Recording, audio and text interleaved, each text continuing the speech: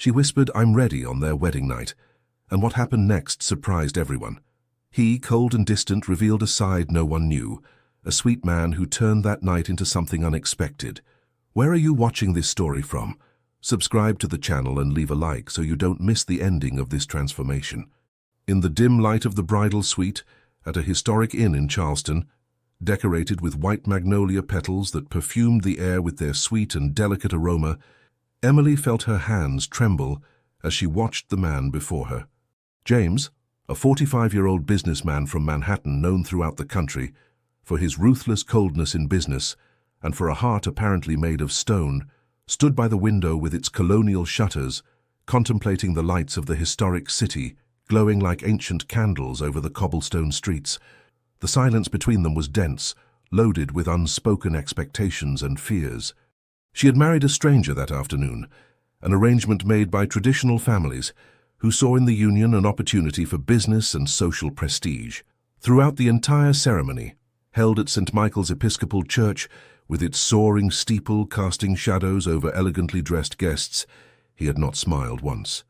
Emily had grown up in a respected merchant family from New Orleans, owners of a small shop in the French Quarter that sold artisanal hot sauces and local delicacies, but which had faced severe financial difficulties in the last 3 years. Her father, Robert, a man of unwavering morals, had refused dishonest proposals to save the family business, preferring to accept the marriage proposal that James had made personally during a trip to Louisiana. She knew his reputation, a man who had built an empire from nothing, starting from a childhood in the Bronx to becoming the owner of one of the largest construction companies in the country. They said he never showed emotions, that he treated life like a spreadsheet of profits and losses, that he had become a machine after a devastating betrayal that no one dared mention. In the 3 supervised meetings they had before the wedding, always in traditional Manhattan coffee shops where they served espresso and bagels, he had been cordial but distant, answering her questions with monosyllables and avoiding any prolonged eye contact. But that night, when he finally turned to face her, she saw something different in his dark brown eyes. There was a silent storm there, a torment he tried to hide behind a mask of indifference. She took a deep breath, feeling the scent of gardenia that her grandmother had placed in her hair during preparations, following a century-old Southern tradition, and with a courage she didn't know she possessed, she crossed the room. Her bare feet sank into the hand-woven rug, and she could hear her own heart beating rapidly. When she stopped in front of him, so close that she could smell the woody scent of his cologne, mixed with something that smelled like fear and loneliness, she held his cold hands. He pulled back instinctively, but she didn't let go. "I'm ready," she whispered, her voice soft but firm, cutting through the silence like an unexpected melody. "Ready to meet the real man behind this armor you wear. Ready to build something true, even if it takes years. Ready to wait until you're ready to let me in." The words weren't what he expected. He had prepared himself to fulfill a mechanical matrimonial duty, to maintain the emotional distance that had protected him for more than a decade. But those simple words, spoken with a sincerity and soft Southern accent he hadn't encountered since his first wife had abandoned him 15 years ago, taking with her his young son abroad without leaving even an address, did something unexpected. They broke the first layer of ice around his heart. His eyes filled with tears he struggled to contain, and for the first time since becoming that ruthless businessman, he felt a pang of hope pierce his chest like a ray of sunlight on a stormy day. During the first 3 months of marriage, they lived as polite strangers under the same immense roof, a mansion on the Upper East Side in Manhattan, with its rooftop garden filled with southern plants and a stone fountain that sang softly during warm nights. She woke early, prepared drip coffee following recipes her mother had taught her, and left his cup always in the same place on the dining table, along with a small handwritten note wishing him a good day. He left for the office before dawn and returned late, always finding a prepared dinner, shrimp and grits, pot roast, chicken and dumplings, kept warm, but never finding her awake. However, he began collecting those notes. He kept them in a secret drawer of his office desk, rereading them in moments of stress, finding in those simple words a comfort he had long considered impossible. The first real change happened when she discovered, while exploring the forbidden library on the 2nd floor of the mansion, a collection of old photographs carefully organized in worn leather albums. They were images of a family that seemed happy. A dark-haired woman with a radiant smile holding a baby, the same James she had married, but 20 years younger and with eyes full of life, posing in front of the Statue of Liberty. The discovery was followed by his sudden appearance in the doorway, his face a mask of fury and pain. He demanded she leave immediately, his voice echoing through the walls lined with books about American history and classic literature. But instead of fleeing, she sat on the cold hardwood floor, hugged the album to her chest and began to cry. Not from fear, but for him. For that man who had been abandoned and built walls so high that not even sunlight could penetrate. He froze, completely disarmed by that reaction. When she finally spoke, her choked voice echoed in the silent room. You don't have to forget to be able to love again. They will always be part of you, and I will never ask you to replace them. But you deserve to live again, not just exist. That night, for the first time, they dined together on the rooftop garden, under the Manhattan stars, surrounded by the scent of honeysuckle climbing the walls. He talked for hours, his voice hoarse with contained emotion, about Victoria, his first wife, and Ethan, his young son she had taken away 15 years ago. He told how she had run away with another man, a wealthy European businessman who had promised her a life of luxury in London, and how she took his son without looking back. He explained how he had tried for years to locate the boy, hiring private investigators, traveling countless times to England, but she had disappeared completely, constantly changing names and cities.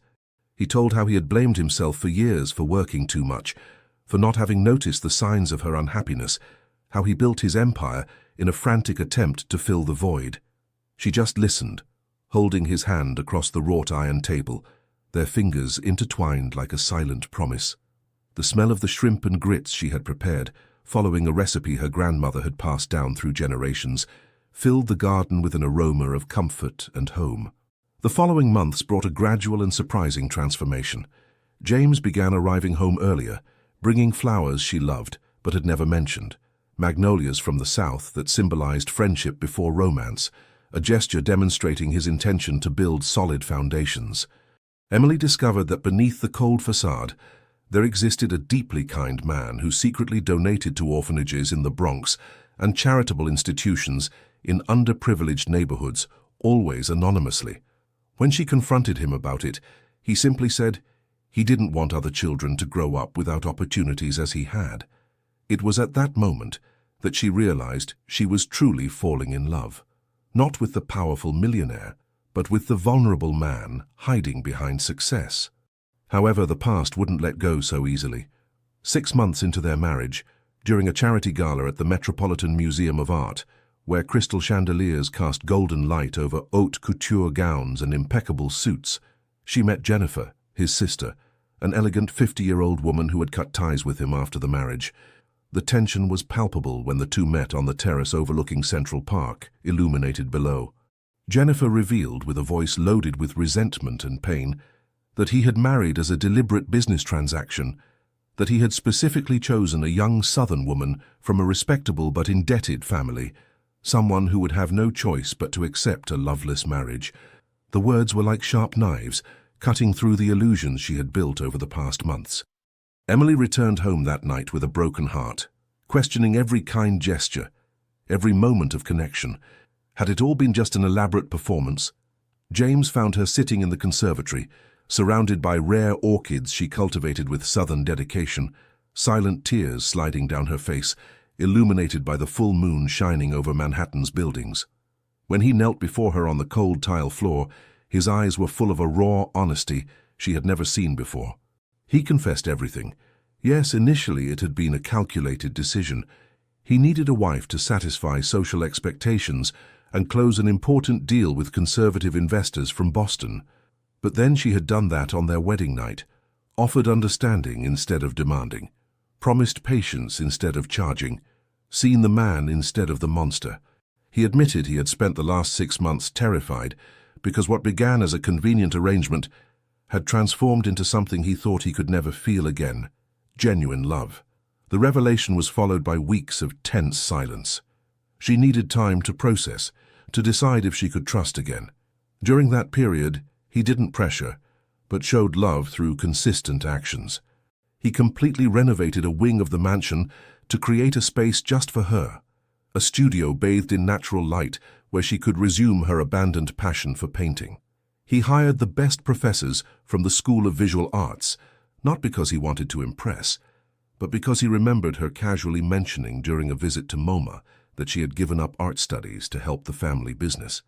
The definitive turning point happened during a violent storm that hit Manhattan in the 10th month of their marriage. Lightning cut through the New York sky with blinding fury while thunder shook the mansion's windows. Emily had always been afraid of storms since childhood in New Orleans, an irrational but deep fear that left her paralyzed. When James found her curled up in the walk-in closet, trembling uncontrollably, he didn't hesitate. He entered the tight space, embraced her against his chest, and began telling stories of his childhood in the Bronx, distracting her with funny memories and unlikely adventures through the neighborhood streets. His voice was an anchor in the storm, firm and comforting. He sang songs his mother used to sing, simple melodies of old jazz standards that spoke of sunny days and hope. It was in that dark closet, with the world collapsing outside, that she finally understood. He had become the sweetest man in the world, not because he completely changed, but because he found reason to let his natural goodness flourish again. The following months were of reconstruction and deepening. They began attending couples therapy, not because the relationship was failing, but because both wanted to build something healthy and lasting. Emily introduced him to simple pleasures he had forgotten: weekend farmers markets in Union Square, where they bought fresh ingredients directly from local producers; morning walks in Central Park, where dew still glistened on the grass among the squirrels; movie nights at home, watching classic American films projected on the living room's white wall while eating popcorn and pralines. James, in turn, taught her about the business world, not the cruel aspects, but the power to create jobs and positively impact lives through ethical entrepreneurship. Together, they reformulated his company, implementing employee wellness policies, on-site daycare, and continuing education programs. His transformation became public when, during an interview for the New York Times, he openly credited his wife for reminding him that success without humanity is just empty numbers.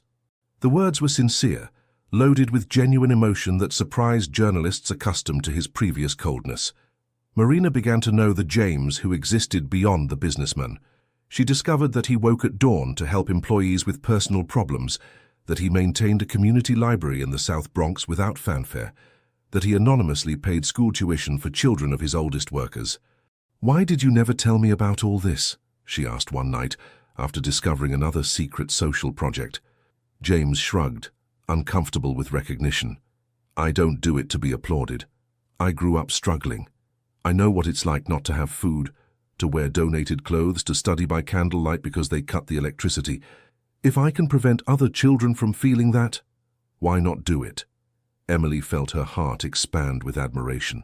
This was the man she had chosen to love, not the cold executive everyone knew, but the sensitive human being who hid behind the walls. "You're extraordinary," she said, eyes shining. "Do you know that? Under all this toughness you project, there's an immense heart." "It's smaller than you think," he tried, but his voice failed slightly. "It only has room for certain people. And you, Emily, you're occupying every available inch." She knew at that exact moment with absolute certainty that she had completely fallen in love. Not with the millionaire or the respectable surname, but with James, the man who donated in secret, who remembered her favorite flowers, who read every note she left, who was fighting internal demons to allow himself to feel again. "I'm in love with you too," Emily confessed, the words flowing before she could stop them. "Not with the man I thought you would be, but with who you really are. With all your scars and fears, with your hidden kindness and your vulnerability. I love you, James." The silence that followed was absolute. James looked at her as if she had just declared something impossible, something he didn't dare believe. "How," he began, his voice barely a whisper, "how can you love me after knowing everything that's wrong with me?" "Maybe precisely because of that," she replied. "Because I understand that the most beautiful people are those who have known darkness and still choose light. You choose to be good despite the pain. You choose to try again despite fear. That's courage, James. And that's what I love." He stood abruptly, walking to the window overlooking the illuminated garden. His shoulders were tense, his breathing irregular.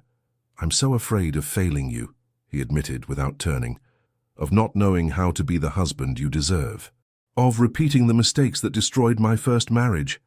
Emily approached from behind, wrapping her arms around his waist, resting her cheek against his back. "Then we'll fail together," she said simply, "and get up together, and learn together. Love isn't perfection, James, it's choice, choosing to stay even when it's difficult, choosing to work on problems instead of running, choosing each other repeatedly." James turned in her arms, his eyes shining with unshed tears and something like surrender. But it was a beautiful surrender, the surrender of a man who finally let his defenses fall, who accepted the possibility of happiness again. "I love you too," he whispered against her hair. "God, Emily, I love you so much it terrifies me. I don't know when it started, whether it was the first night when you offered patience instead of demands, or gradually with each morning note, each smile, each moment of understanding, but I'm completely in love with you." They kissed under the soft garden light, the stone fountain singing its eternal melody, the scent of honeysuckle wrapping them like a blessing. It was a kiss of promise, of two souls meeting in the midst of chaos from their respective stories, deciding to create something new together. The discovery of the photo album had opened a wound that James had kept carefully bandaged for 15 years. In the days following that revealing night in the garden, he began to share more about Victoria and Ethan, not in grand dramatic confessions, but in small fragments that escaped during everyday moments. "Ethan loved cherry popsicles," he said one morning as they passed an ice cream truck in Central Park. "His mouth would turn completely red, and he'd laugh in that way only little kids know how to laugh, pure, unfiltered." Emily squeezed his hand, listening. "Victoria was a dancer when I met her," he continued another time as they watched a performance at Lincoln Center. "She had this natural gracefulness, made everything look easy, even difficult things. I think that's what first attracted me. She made life seem light." "What changed?" Emily asked gently. James sighed deeply. "I changed, or rather, I got lost. In the first years after opening the construction company, I worked up to 18 hours a day. Weekends, holidays didn't matter.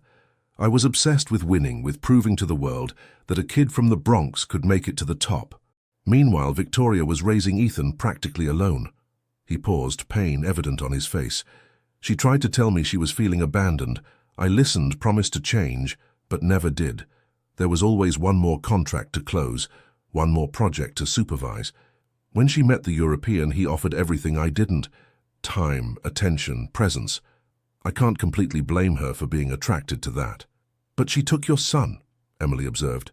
"That was cruel, regardless of circumstances." "It was," James agreed, tears glistening. "The worst part wasn't losing Victoria. It was losing Ethan. He was only 4 years old, still called me Daddy Hero. We'd play building houses with wooden blocks on the living room carpet. He said when he grew up he'd be an engineer like me, and suddenly, gone, as if he never existed." Emily hugged him as he finally allowed the pain to overflow. It was necessary catharsis, 15 years of repressed grief finally finding release. "You don't have to carry this guilt alone," she murmured. "Yes, you worked too much, but Victoria was an adult, capable of clearly communicating her needs, of insisting on couples therapy, of seeking constructive solutions. Instead, she chose escape. And worse, she used an innocent child as a revenge tool. That's not your fault, James." The words penetrated slowly, beginning to dissolve years of self-recrimination. They established a ritual. Every Wednesday night, after dinner, they sat in the garden with wine and talked about their lives before meeting. Emily shared about growing up in New Orleans, summers on the Gulf Coast beaches, Mardi Gras celebrations at her grandmother's house, where they ate king cake and danced until dawn. James spoke about the Bronx, pick-up basketball games in the street, the pride of the day he got his first construction job at 16. "You know what hurts most?" James confessed one of those nights. "Ethan is 19 years old now. He's a man. He missed his entire adolescence, his first loves, his first job, his high school graduation. Everything. I wasn't there for any of it." "But you never stopped looking," Emily reminded him. "The investigators, the trips. You didn't give up on him." "It didn't help at all," he said bitterly. "She became a ghost, as if England had swallowed them both." Emily had an idea. "What if we tried again? Now, with more advanced technology, social media, new investigation methods, 15 years changed a lot. Maybe. James looked at her hopefully for the first time when talking about the subject. You think it's worth it? It's always worth fighting for those we love, she replied with conviction. And even if Victoria is still hard to find, Ethan is an adult now. He might be looking for you too. The possibility ignited something in James that Emily hadn't seen before. Genuine hope. With Emily's help, James hired a modern investigation agency specializing in international cases. Unlike previous attempts, this time they used advanced digital techniques, social media searches, online record analysis, digitized document tracking. While waiting for results, the couple's life continued deepening. Emily enrolled in the MFA program in visual arts at Columbia, resuming her postponed dreams. Her paintings began appearing in small galleries in Chelsea, gaining attention for her unique style that mixed Southern realism with emotional abstraction. James, inspired by her dedication, began rethinking his own relationship with work. He delegated more responsibilities, hired an operational CEO so he could focus on strategic direction and philanthropy. Together, they created a foundation that offered scholarships for underprivileged youth interested in architecture and engineering. "See," Emily said one afternoon while visiting the first class of scholarship students, "you can make a difference without killing yourself working. This impact is deeper than any building you've ever built." James watched the 15 young students, their eyes shining with dreams similar to those he had at the same age, and felt something settle in his chest. Purpose, not just financial success, but real meaning. However, peace was interrupted 3 months later, when the investigation agency called with news. They had found records of Victoria in London, and more. They had located social media profiles that probably belonged to Ethan. James almost dropped the phone. "Are you sure?" he asked, voice trembling. "Absolutely sure. 90% certain," the investigator replied. "The photos correspond to the approximate age. There are obvious physical similarities with the photos you provided. His name in school records is Ethan Reynolds. Reynolds was your ex-wife's maiden name." James hung up and stood in the office for long minutes, unable to process. Emily entered and immediately noticed. "They found him." He just nodded, tears already flowing. "What do I do now?" he asked, vulnerable as a lost child. "Do I call? Write? Show up out of nowhere in his life after 15 years? He might hate me. He might think I abandoned him. He might not even want to know me." Emily guided him to the couch, sitting beside him. "First, breathe. Second, let's go slowly. Maybe start with a written message, something that gives him space to process and decide if he wants contact. No pressure, no expectations. What if he says no?" James's voice was loaded with panic. "What if he rejects me?" "Then at least you tried," Emily replied softly. "And he'll know he has a father who never stopped looking for him. But James, have faith. Children feel when they're loved, even across distance." Some part of him must remember or question the version Victoria told. They spent days crafting the message. It had to be perfect, honest but not melodramatic, affectionate but respectful of boundaries, hopeful but without demands. "Ethan, my name is James Mitchell. I was married to Victoria Reynolds and I am your biological father. I know this message is a surprise, possibly a disruption. I don't know what your mother told you about me, about why I wasn't present in your life. I just want you to know that I searched for you tirelessly during all these years. You never left my heart or my thoughts. If someday you want to talk, to know my version of the story, or simply to know you have a father who loves you unconditionally, I'll be here. No pressure, no rush, in your time. With all my love, James." When they finally pressed send through Facebook's messaging system, James felt like he had jumped off a cliff. Now it was just waiting. Waiting and hoping that 15 years of silence hadn't permanently destroyed the possibility of reconnection. For 3 weeks, there was no response. James checked his phone obsessively every 5 minutes, his mood oscillating between hope and despair. Emily remained by his side, offering constant support, but also gently pushing him to continue living while they waited. "He might be processing," she'd say. "Imagine the bomb you dropped in his life. He needs time." In the 4th week, on an ordinary Tuesday, while James was in a meeting with architects, the phone vibrated. New message on Facebook. From Ethan Reynolds. James excused himself from the meeting and ran to the bathroom, hands shaking so much he could barely unlock the phone. He read, "I received your message. I was very confused at first. My mom always said you abandoned us, that you chose work over family. But recently, before she passed away 2 years ago, she told me another version when she was in the hospital. She said she ran away with another man and prevented you from seeing me. She said she regretted it, that she ruined many lives including her own. I'm trying to understand everything. Maybe we can talk." Ethan. Victoria had died. The information hit James with unexpected force. He didn't love her anymore, hadn't loved her for over a decade, but she was important at some point. Mother of his child. And apparently she carried guilt before leaving, but Ethan wanted to talk. His son, now a man, was open to dialogue. James called Emily immediately, barely able to form coherent words. He responded, "She died. He wants to talk. Emily, he wants to meet me." "Slow down, love," she said, also emotional. "Breathe. Tell me properly." After explaining, Emily insisted he respond that same day, while Ethan was receptive. Together they crafted a response. "Ethan, I'm sorry for the loss of your mother. Despite everything, she gave you life and raised you. I'm grateful she told you the truth in the end. I'd love to talk when you feel ready. We can start with messages, then maybe a call, and who knows, one day in person. I'll completely respect your pace. Thank you for giving me this chance. It means more than you can imagine." In the following days, they exchanged long messages. Ethan told about his life in London, studying architecture at university. The irony wasn't lost on James. Working part-time at an office, living with his maternal grandmother since Victoria died. He shared that he always felt something was missing, an emptiness that his mother's version about James abandoning them never satisfactorily filled. James, in turn, shared his truth without embellishing or excessively demonizing Victoria. He admitted he worked too much, that he wasn't a present husband, but also explained he never chose to abandon them, that their departure was unilateral and devastating. He spoke about the 15 years searching, the sleepless nights imagining how Ethan would be. "He seems receptive," Emily observed after reading the message exchanges. "Mature for 19. He wants to meet," James said hesitantly. "I mean, in person. He mentioned he might be able to come to the US during summer break. I don't know if it's too soon to—" "James," Emily interrupted, taking his face in her hands. "He's your son. Of course I want to meet him. This house is his house too. It always will be." The relief on James's face was palpable. He was afraid Emily would feel threatened or displaced by Ethan entering their lives.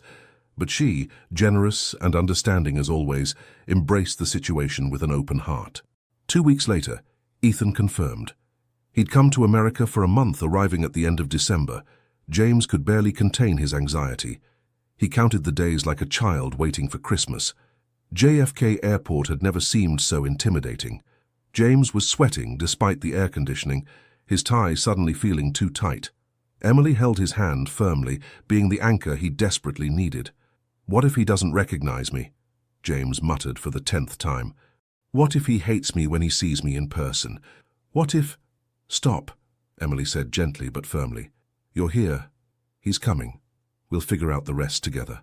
When Ethan emerged from the international arrivals area, pulling a worn backpack, time stopped. It was like looking in a mirror from 15 years ago. Tall, lean, dark hair, slightly disheveled, same jawline. But he had Victoria's eyes, large and expressive, now nervously scanning the crowd. Their eyes met. Instant recognition, as if some primitive part of the brain identified blood of their own blood. James took the first step, closing the distance. Ethan dropped his backpack, and then they were hugging, 15 years of absence colliding with the present in a devastating emotional wave. Both cried openly, indifferent to curious looks from other travelers. "You're here," James sobbed. "You're really here." "Son, you're here." "Dad," Ethan said, experimenting with the word, letting it roll on his tongue. "Dad, I missed you. Even without fully remembering, I missed you." They stayed like that for long minutes, reconnecting through touch what words couldn't express. When they finally separated, James introduced Emily. "This is Emily, my wife." Ethan studied her for a moment, and Emily felt the weight of evaluation. Would she be accepted, seen as an intruder? But then Ethan smiled, a genuine smile that lit up his travel-weary face. "Thank you," he said simply, "for taking care of him, for loving him when I couldn't be here." Emily felt her own tears forming. "Your father talks about you constantly. This house is yours too, it always will be." The hug between them was more hesitant but no less genuine. In the car driving back to the Upper East Side, Ethan watched New York through the window with fascination. "It's huge," he commented. "Nothing like London. Wait until you see rush hour traffic," James joked, his voice still emotional but also light. It was the first joke he'd managed in weeks. At home, James showed Ethan the room he had prepared. Not the preserved childhood room with toys from a 4-year-old, but a new space, tastefully decorated for a young adult.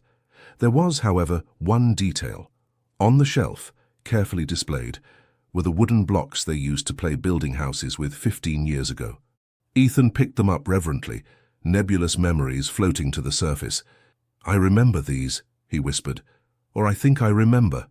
It's been so long." "I kept everything," James admitted. "I couldn't discard anything that connected you to me." They spent the rest of the afternoon talking, filling in 15 years of gaps. Ethan shared photos on his phone, birthdays, graduations, trips around Europe. James showed the old photo album, pointing to each image and telling the story behind it. Emily prepared a special southern dinner, shrimp and grits with cornbread, thinking it would be good for Ethan to experience a bit of her culture too. Dinner was lively, punctuated by laughter, and some moments of emotional silence when sensitive topics arose. "Mom talked a lot about you in her last months," Ethan said while they ate dessert. "When she knew she was sick, I think she finally faced her choices. She said you were too good for her, that she hurt you unfairly, made me promise I'd try to find you someday." James absorbed the information, conflicting feelings crossing his face. "I hope she found peace in the end," he said honestly. "I don't hold anger anymore, just gratitude for having you back." The night progressed with deep conversations and gradual reconnection. When Ethan finally went to sleep, exhausted from travel and emotional intensity, James collapsed on the living room couch. "He's here," he said to Emily, still processing. "My son is really here." Emily curled up beside him. "And he'll stay for a month. You have time to rebuild. No rush, no pressure, just genuine connection." James kissed her deeply, gratitude overflowing. "None of this would be possible without you. You gave me courage to try again. To believe good things could still happen." "We give each other courage," Emily corrected. "That's how it works." The month Ethan spent in New York was transformative for everyone. Father and son navigated the delicacy of rebuilding a relationship 15 years after forced rupture. They didn't try to make up for all the lost time at once. Instead, they focused on knowing who they were now, in the present. James took Ethan to visit company construction sites, showing buildings he had erected during the years they were separated. "Each of these," he explained, pointing to a residential complex in Brooklyn, "has a bit of you in it. I worked like crazy to fill the void you left. It didn't work, but at least it resulted in something concrete." Ethan observed with the eyes of an architect in training, appreciating technical details, but also understanding the emotional weight. "Mom did something similar," he shared. "Changed jobs constantly, cities, relationships. I think she was also running from something. From guilt, maybe. She was never happy with the European. He left her when he realized she wasn't the fantasy he imagined." "I'm sorry you both went through that," James said sincerely. "It wasn't your fault," Ethan responded firmly. "It took me a while to understand that. But now I see clearly. You were as much a victim as I was." Mom made selfish decisions that hurt everyone around her. Ethan's emotional maturity constantly impressed James. Despite a fractured childhood, the young man developed perspective and compassion. Emily also built a bond with Ethan. She took him to art galleries in Chelsea, introduced him to local artists, discussed how architecture and visual art dialogued. Ethan, in turn, shared about British architecture, European modernism, cultural differences. "You're good for him," Ethan told Emily one afternoon while James was at the office. "I've never seen my dad like this. In old photos, even when he was smiling, there was tension. Now he seems light, at peace." Emily smiled, touched. "He taught me that people can change, that it's never too late to choose love over fear." "It's strange," Ethan admitted. I should feel jealous or resentment. You have the father who was stolen from me. But I can only feel gratitude. You kept him emotionally alive. Without you, maybe he wouldn't have had the energy to search for me again." They hugged, two people united by love for the same man, each having a unique role in his life. There were difficult moments too. One night, Ethan asked directly, "Did you really search for me during all 15 years? Or is that an exaggeration to make me feel better?" James opened a file on the computer. It was meticulous records, contacts with private investigators dating years back, receipts from trips to England, correspondence with authorities, frustrated location attempts, hundreds of pages documenting tireless search. "Every birthday of yours," James said, voice choked, "I'd light a candle and make the same wish, that you were well, safe, happy, and that someday we could reunite. I never stopped looking, Ethan. Never." Ethan cried, reading the documents. Years of questioning finally definitively answered. Victoria had lied. James hadn't abandoned them. He fought. In the last days of the visit, they talked about the future. "I'd like you to consider finishing college here," James proposed carefully. "Not out of obligation, but if it's something you want. I can help with transfer, housing, everything. But only if it's your genuine wish." Ethan considered. "I want to. But I need to go back to London first, organize things, say goodbye properly to Grandma and friends. Maybe come back next semester?" "Perfect," James agreed, relieved. "In your time, son, always in your time." When the day came for Ethan to return to London, all three were at the airport again. But this time the farewell was different. It wasn't an ending, but a temporary pause. "We'll talk every week," Ethan promised, hugging James long, "and I'll be back soon. I have a father to get to know better, and a beautiful stepmother who makes the best southern food I've ever had." Emily laughed through tears. "There'll always be shrimp and grits waiting for you here." Watching Ethan disappear into the departure area, James felt complex emotion, sadness at separation, but also deep peace. He had reconnected with his son. 15 lost years couldn't be recovered, but they built a solid foundation for a shared future. "Thank you," he said to Emily as they walked back to the car, "for accepting him, for accepting us as a complete package." "Family isn't a complication," Emily replied. "It's a blessing. The more love, the better." 6 months after Ethan's visit came the definitive test of James's transformation. The company faced a crucial decision. An international consortium offered to buy it for an amount that would make him one of the richest men in America. But there was a condition: massive restructuring that would lay off 40% of employees to maximize profits. It was exactly the type of decision the James from 2 years ago would have made without blinking. Numbers on spreadsheets, business strategy, capital growth. But now, sitting in his office looking at photos from the company's last event, families, laughing children, employees who depended on those jobs, he felt nauseated at the idea. He called an extraordinary board meeting. Partners arrived excited, anticipating approval of the deal. Instead, James presented an alternative proposal: reject the offer and transform the company into a model of corporate social responsibility, sacrificing some profit margins for job stability and ethical practices. "Have you lost your mind?" declared Morrison, a senior partner of 20 years. "That's millions of dollars on the table. You're going to reject it for sentimentality?" "It's not sentimentality," James replied calmly. "It's recognizing that this company is more than numbers.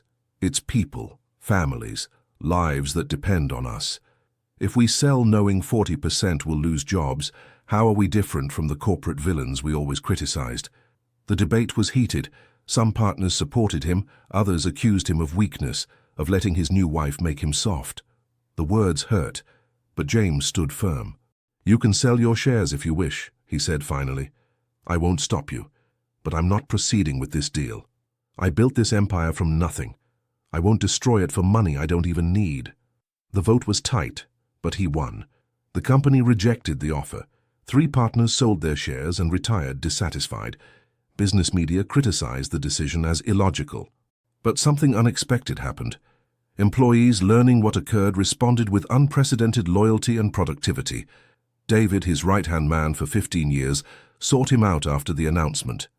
"Mr. Mitchell," he said, tears in his eyes, I've worked here 15 years. I saw what you were like before, cold, calculating, frightening. And now you're a man who puts people above profits. It's a transformation I never thought I'd see." James felt deep peace with his decision. He chose his values over convenience, exactly as Emily had taught him. But the test didn't end there. Weeks later, Emily received an offer from a prestigious gallery in Los Angeles for a 6-month solo exhibition. It was an incredible career opportunity, but meant living apart during that period.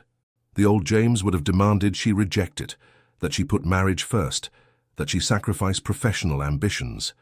Instead, when she nervously shared the news, he embraced her with genuine pride. "You have to accept," he said without hesitation. "It's exactly the opportunity you deserve.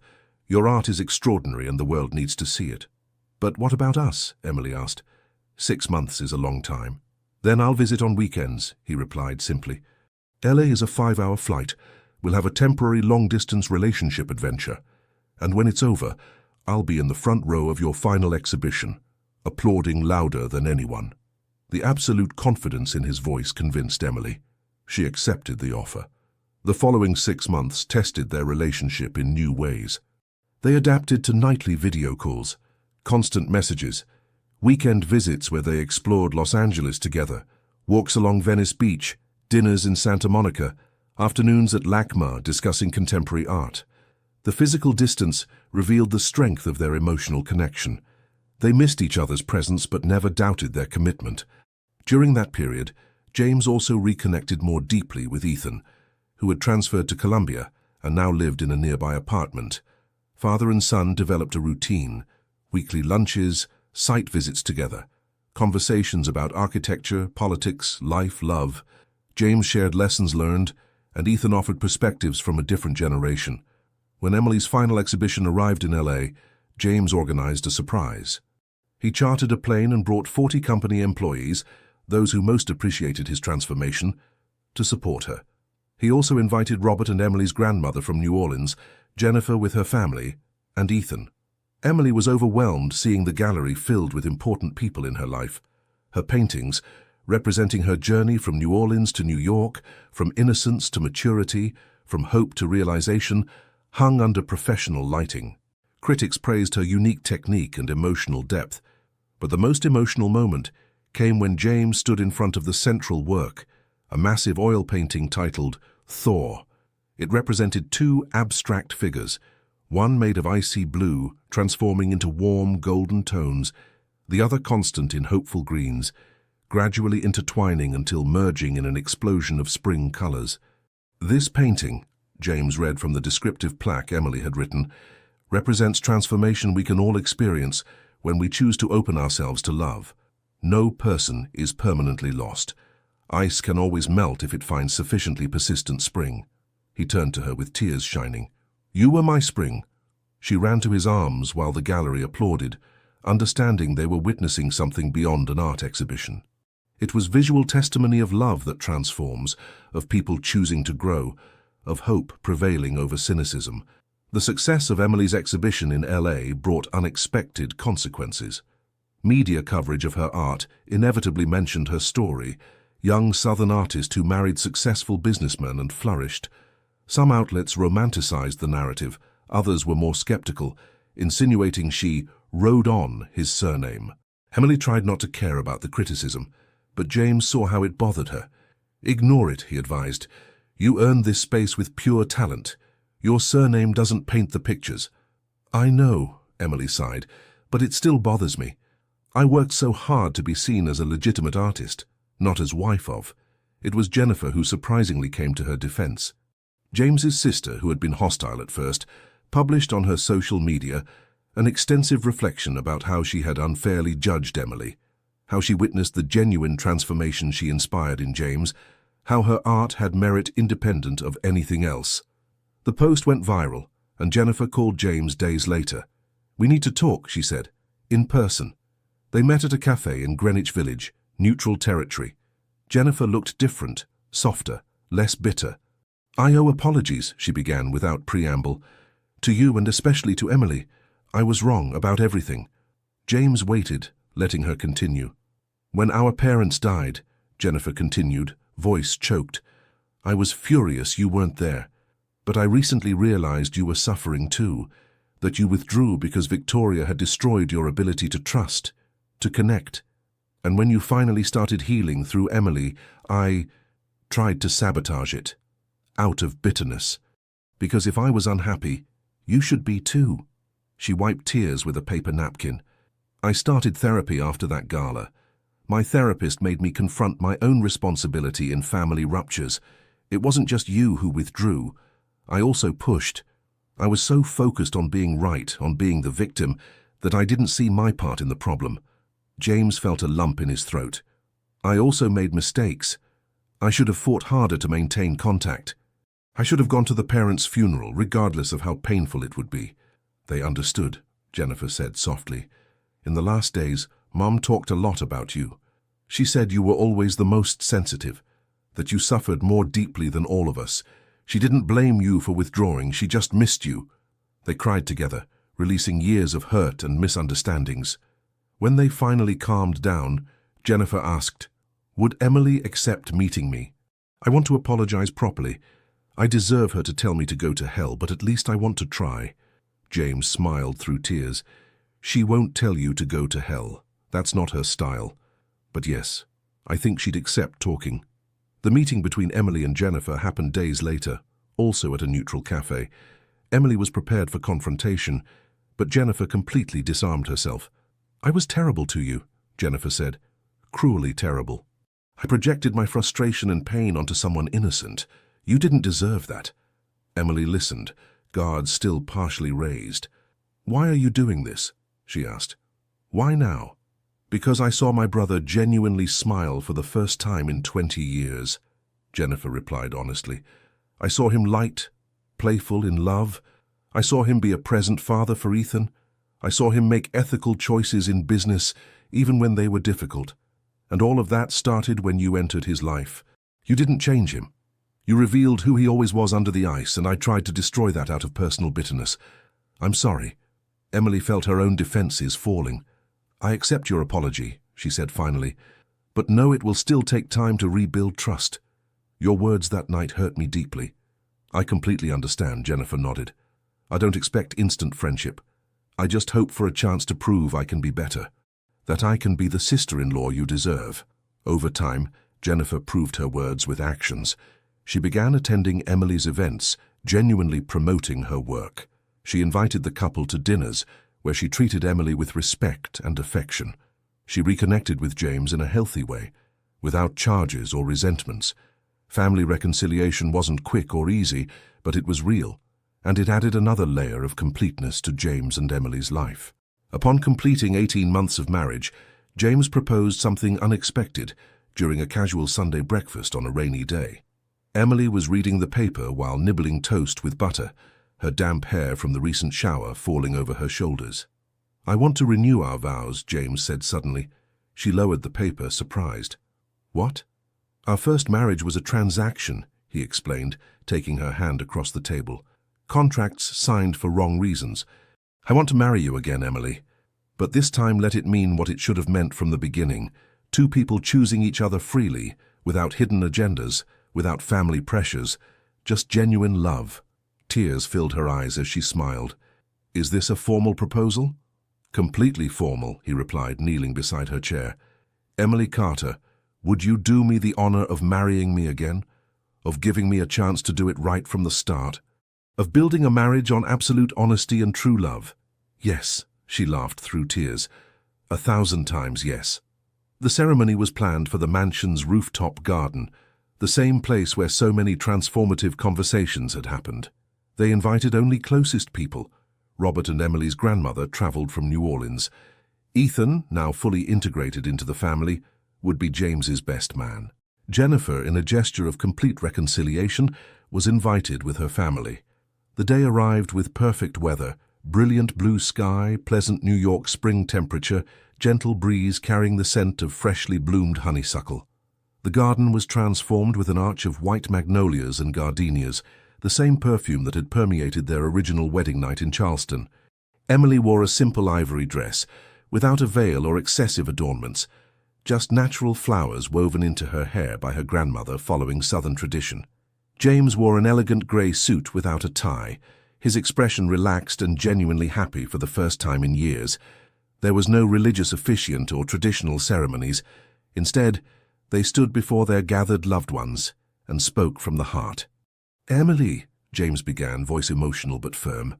"The first time we married, I was a broken man hiding behind walls of ice. I didn't know how to love, didn't believe I deserved to be loved. You saw beyond the defenses, with patience I didn't deserve but desperately needed. You taught me that healing is possible, that loving again isn't betraying the past, but honoring the present.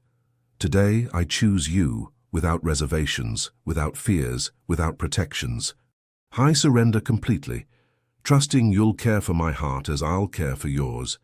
Tears flowed freely down his face as he continued. "I promise never again to hide uncomfortable truths. I promise to be present, not just physically, but emotionally. I promise to choose you every day, even when it's difficult, especially when it's difficult.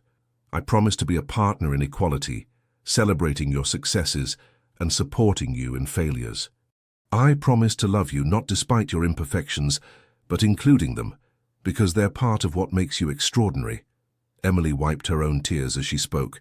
"James, when I accepted to marry you 18 months ago, I was scared but hopeful. I saw glimpses of kindness behind your coldness and bet everything that those glimpses could become flames. I wasn't wrong. You've shown extraordinary courage confronting your demons, humility admitting mistakes, determination, changing lifelong patterns. I feel honored to walk this journey with you." Her voice broke slightly, but continued. "I promise never to give up on difficult days. I promise to communicate honestly even when it hurts. I promise to see you as you are, complex, imperfect, beautiful, and love you in totality. I promise to grow alongside you, not try to change you but support you while you become who you want to be. I promise our home will always be a safe refuge where we both can be vulnerable without fear." They exchanged new rings, simple gold bands without elaborate engravings, symbols of renewed commitment. When they kissed, their guests applauded through tears, witnesses of love that had survived and prospered through severe trials. The celebration was intimate and joyful. Emily's grandmother sang traditional Southern spirituals, while Robert danced clumsily but adorably.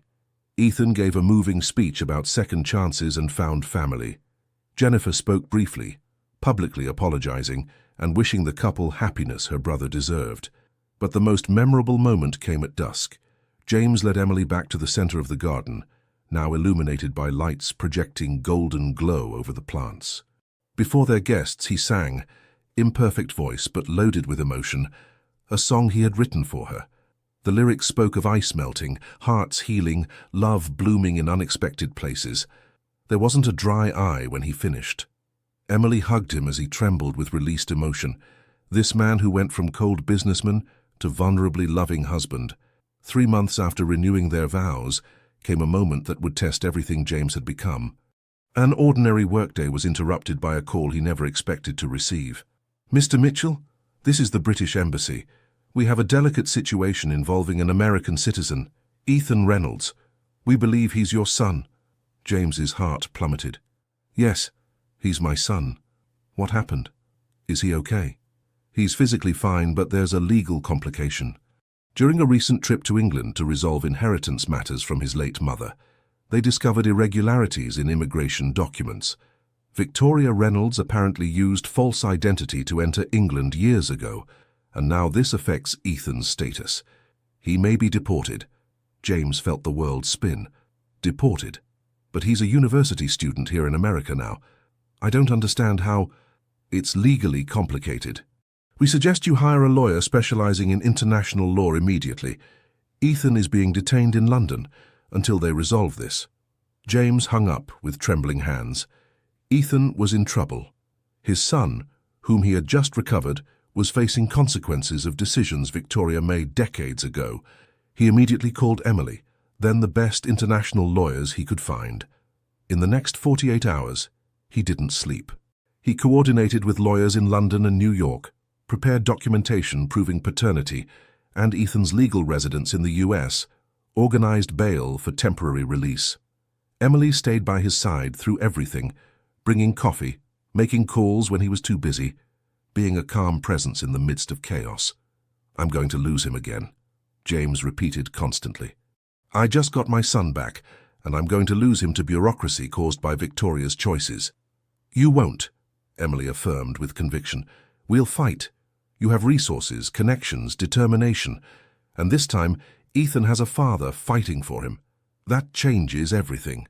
James flew to London 2 days later. The meeting with lawyers and immigration authorities was tense. They presented evidence that Victoria used fraudulent documents, that Ethan was a minor at the time and had no choice, that he now had legitimate life in the US and represented no risk. When they finally allowed James to see Ethan, the young man was visibly shaken. "I'm sorry," Ethan said, voice breaking. "I didn't know Mom had done all this illegally. Now I'm complicating your life." "Stop," James interrupted firmly, pulling him into a tight hug. "You're not complicating anything. You're my son, and I'm going to move heaven and earth to resolve this. I won't lose you again, never again." The legal process took agonizing weeks. James spent a small fortune on lawyers, used every connection he had, pressured American authorities to intervene diplomatically. Emily kept the house running in New York, updating family and friends, emotionally supporting both through daily calls. Jennifer surprisingly offered help, using her own connections in diplomatic circles. The family united in ways they hadn't for decades. Finally, after 5 weeks of uncertainty, the decision came. Ethan could return to the United States. British authorities accepted arguments that he was a victim of his mother's actions, that he had legitimately established life in America, that deportation would be additional injustice upon someone who already suffered enough. When James and Ethan finally landed at JFK, Emily was waiting. She ran to hug both, tears of relief streaming. "Welcome back," she whispered to Ethan. "You scared us." "I'm never going to let you handle legal matters alone again," James joked, still shaken but trying to lighten tension. "I'm going to check your documents personally from now on." Ethan laughed, but there was seriousness when he said, "Thank you, Dad, for fighting for me, for not giving up even when it seemed impossible. Mum never did that. She always chose the easier path, even if it hurt others. You chose the difficult path because it was right. That means everything." James held his son's face in his hands. "You're my son. I'll always fight for you. Always." After the legal crisis, the family established a new normal. Ethan officially moved into an apartment near the mansion, but dined with James and Emily at least 3 times a week. The meals were filled with conversation, laughter, debates about architecture and art, planning the future. James realized he had built something he thought impossible, a functional and loving family.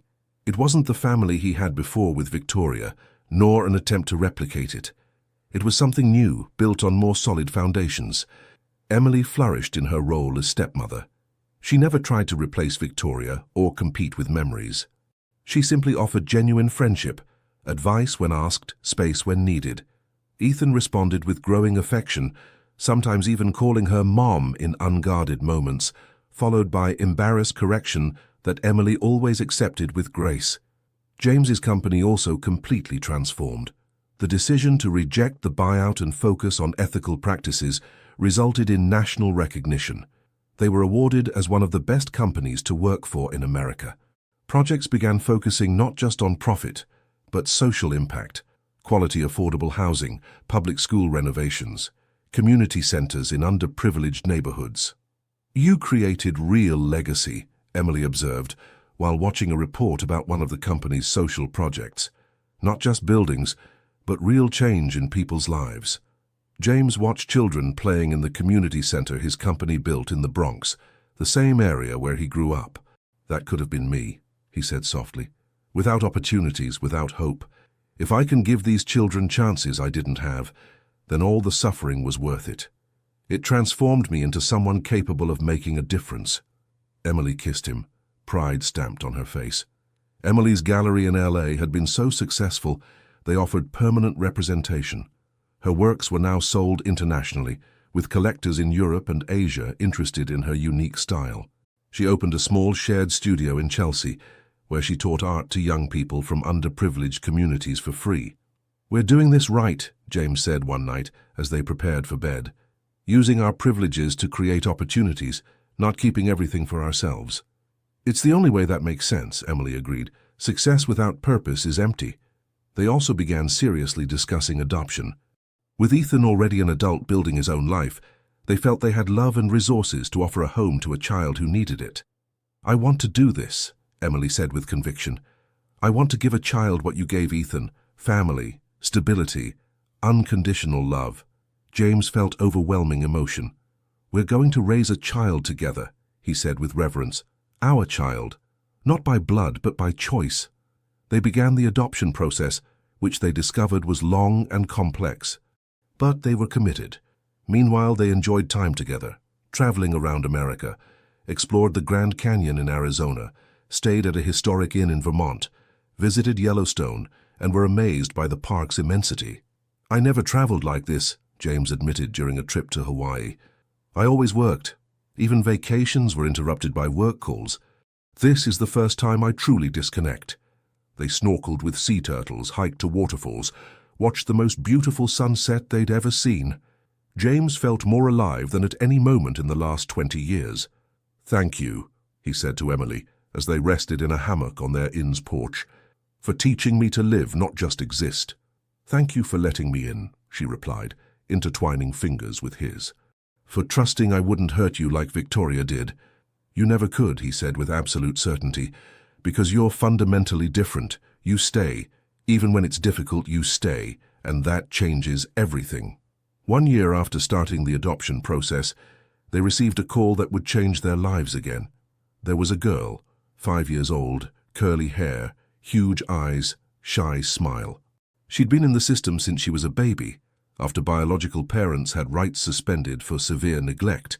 Several families tried adopting her but returned her, claiming she was too difficult. "She has trauma," the social worker explained. "She doesn't talk much, has nightmares, difficulty trusting.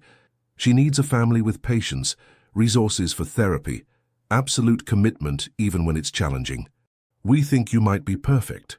James and Emily went to meet her at the foster home.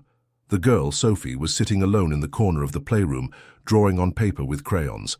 When she saw them, she shrank slightly. Emily approached slowly, kneeling at her level. "Hi, Sophie, my name is Emily. Can I see your drawing?" Sophie studied her with distrustful eyes, but eventually showed the paper. It was a drawing of a house with 3 stick figures in front. "It's beautiful," Emily said genuinely. "Do you like drawing?" Small nod. "I like it too. I'm a painter. I make big pictures with paints. Maybe one day you could come to my studio and we could paint together?" For the first time, Sophie's face showed something beyond caution, shy curiosity. James joined them, sitting on the floor with difficulty that made Sophie almost smile. "I'm not very good at drawing," he admitted, "but I'm great at building things. Houses, buildings, towers. Would you like to build towers with me someday, with blocks?" Sophie observed him for a long time, then whispered her first word to them. "Yes." Subsequent visits built trust, gradually. James and Emily didn't pressure. They simply showed up, played, talked, showed through consistent actions they were reliable. When the day finally came for Sophie to go home with them, she was nervous, but also hopeful. Ethan was there to receive her. He knelt and said, "Hi, Sophie, I'm Ethan, your big brother now. I know all this is scary. I was also separated from my dad when I was small, but I can promise you these people," he pointed to James and Emily, "are the best. They'll take care of you forever." Sophie studied him, then asked a surprising question. "Forever, really?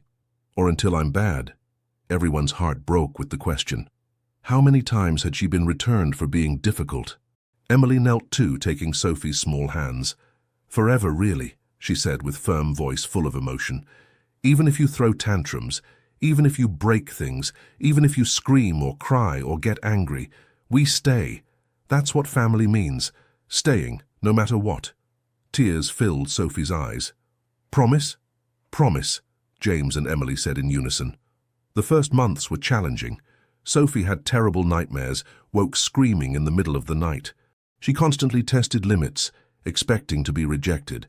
She broke a valuable vase deliberately, watching to see if she'd be sent away. James and Emily didn't send her away. They just calmly explained it was okay. Everyone made mistakes. Love wasn't conditional. Therapy helped. Sophie began processing trauma with a specialized child therapist. Slowly, very slowly, she began to trust, to believe this home was real, permanent. 6 months after adoption, Sophie finally called Emily Mom for the first time. It happened casually during breakfast. James saw immediate tears in Emily's eyes.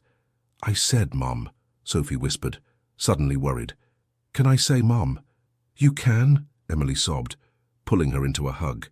"You can always. I'm your mum, and you're my daughter. Forever." Ethan watched with his own tears. He understood exactly what that moment meant for Sophie, the courage it took to trust again after so many betrayals. Sophie flourished. Her shy smile became more frequent. She began playing with other children at the park. She discovered love for art, spending hours in Emily's studio painting vibrant pictures they proudly displayed throughout the house. James taught her to build with blocks, then with Lego, then with more complex materials. She had natural talent for spatial design. "Maybe we have an architect in training," James joked, observing an impressive construction she made. "Or artist," Emily countered. "Or both. She can be whatever she wants." When Sophie turned 6, at her first real birthday party, she made a wish while blowing out candles. "I wish this family stays together forever." "Already happened," James said, kissing the top of her head. That wish already came true. 2 years after that first night in Charleston, James and Emily found themselves again at the same historic inn, this time celebrating their anniversary. They had reserved the same bridal suite where it all began, a sentimental gesture they both wanted. The room looked identical, white magnolia petals perfuming the air, colonial window framing Charleston's lights. But everything was different. They were no longer nervous strangers navigating unknown territory. They were a solid couple, forged through overcome trials and mutual growth. "Remember that night?" Emily asked, standing exactly where James had been 2 years before. He approached from behind, wrapping arms around her waist. "Every detail. Especially the moment when you said those words that broke my first defense. I'm ready to wait until you're ready to let me in." No one had ever offered me patience like that before. Emily turned in his arms, studying his face under the soft lamplight. The years had been kind to James. He was still handsome, but now his eyes carried warmth instead of coldness, genuine smiles replacing indifferent masks. "It wasn't just patience," she corrected. "It was faith. Faith that under all that ice there was an extraordinary person waiting for opportunity to emerge." "And you were right," he admitted, "though it took work. A lot of work. Therapy, confronting demons, learning to be vulnerable. Sometimes it still scares me how much I love you, how much power you have to hurt me." "But you trust I won't," she said with certainty. "Completely," he confirmed without hesitation. "That's the miracle, Emily. I didn't just fall in love with you. I learned to trust again. And that was the hardest battle." They sat on the room's balcony, watching Charleston asleep under southern stars, hands intertwined, processing the journey that brought them from that first tense night to this moment of deep peace. "Ethan is happy," James shared. "He met a girl, American urban planning student. Serious, he said, wants to introduce us next month." Emily smiled widely. "You're proud." "Immensely," he admitted, voice carrying emotion. "I thought I'd never have this. Being a present father, meeting his girlfriend, possibly someday being a grandfather. Victoria stole 15 years from me, but thanks to you, I recovered what remained. And I'm cherishing every moment." "And Sophie," Emily said, her own eyes shining. "She asked me yesterday if she could call me Mom in front of her school friends. Said she was embarrassed before because she was adopted, but now she wants everyone to know she has a real family." James saw tears running down her face. "You're an incredible mother," he said sincerely. "Natural, patient, loving. Sophie was lucky to find you." "We were lucky to find her," Emily corrected. "She completed our family in ways we didn't know were incomplete." They talked for hours about everything that had changed. The company now a nationally recognized model of corporate social responsibility. Emily's art career flourishing internationally. Reconciliation with Jennifer resulting in united family. Ethan established and happy. Sophie healing and thriving. 2 years before, none of this seemed possible. "You know what the exact moment was when I knew we'd made it?" Emily asked thoughtfully. "When you stopped collecting my morning notes." James laughed, surprised. Because I didn't need to reread them to remember I was loved, he understood. The words were internalized. I believed I was worthy of love without needing constant validation. Exactly, she confirmed. That was your final transformation. From man desperately seeking proof of love to man who simply accepts it as fundamental truth. All thanks to you. No, Emily corrected firmly. Thanks to you. I only opened the door. You chose to walk through it. You chose to do the hard work. You chose to change. I was catalyst, but you were the agent of your own transformation. Never forget that, James. Your courage made this possible. They kissed under the same roof that witnessed their nervous beginning. But now the kiss tasted of fulfilled promises and shared futures. It was a kiss of two people who knew each other completely. Strengths, weaknesses, fears, dreams, and chose each other mutually without reservations. Later, while Charleston slept under southern stars, they stayed awake talking about future dreams. Maybe adopt another child. Possibly establish a charitable foundation, combining James's resources with Emily's artistic sensibility. Definitely more travels together, exploring the world beyond America. Whatever we do, James said while holding her against his chest, listening to the steady rhythm of her heart, we'll do it together, as a true team. That's the difference between this marriage and my previous one. Victoria and I were two parallel people, occasionally intersecting. You and I are intertwined, growing in shared direction while maintaining individual identities. Beautiful metaphor, Emily murmured sleepily. I'll use it in my next painting series. As long as you credit me as muse, he joked. Always, she promised, kissing his hand. You're my constant inspiration, James Mitchell. The man who proved it's never too late to transform. That ice can melt even after decades frozen. That persistent and gentle love can heal wounds that seemed permanent. As they fell asleep intertwined, the same moon that shone over their wedding night 2 years before illuminated Charleston with silver light, but now its light didn't reveal tension but peace, not fear but trust, not coldness but abundant warmth. James had begun as a man of ice, heart frozen by betrayal and loss. Emily arrived as persistent spring, offering gentle sun day after day until thaw was inevitable. Together they built something extraordinary, authentic love based on radical honesty, shared vulnerability, and daily mutual choice. The transformation wasn't instantaneous or easy. It required constant work, painful confrontation of uncomfortable truths, willingness to grow even when it was frightening. But it was worth every difficult moment. Because now they had what many search for their entire lives without finding, deep connection between two souls who know each other completely and still choose to stay. In the perfect silence of that Charleston night, while the world slept and only stars watched, James whispered words that summed up their complete journey. Thank you for not giving up on me. Thank you for seeing potential when there were only ruins. Thank you for loving me until I learned to love myself. Thank you for being my eternal spring. Emily, half asleep but hearing every word, responded with simplicity containing universes. Thank you for choosing to thaw, for allowing me in, for becoming the sweetest man in the world, one brave step at a time. And so under the roof that witnessed both their uncertain beginning and their flourished love, they rested. Two people who took an unlikely path from arranged marriage to deep love, proving it's never too late to heal, transform, and open oneself to the magic of authentic human connection. True love doesn't arrive with fanfare or easy promises. It arrives with obstinate patience, unshakable faith in human goodness, and willingness to stay even when it would be easier to flee. It arrives with spring gently knocking on winter's doors, patiently waiting until ice finally surrenders and transforms into freely flowing life. James and Emily learned that the best love stories aren't those without conflict, but those where two people choose to work through conflict together. Where vulnerability replaces pride, honesty overcomes convenience, and daily choice prevails over ephemeral passion. They had transformed a tense night into a 2-year marriage full of love, growth, and infinite possibility. And their story would continue, not because it was perfect, but because both committed to making it work, one day, one honest conversation, one brave choice at a time.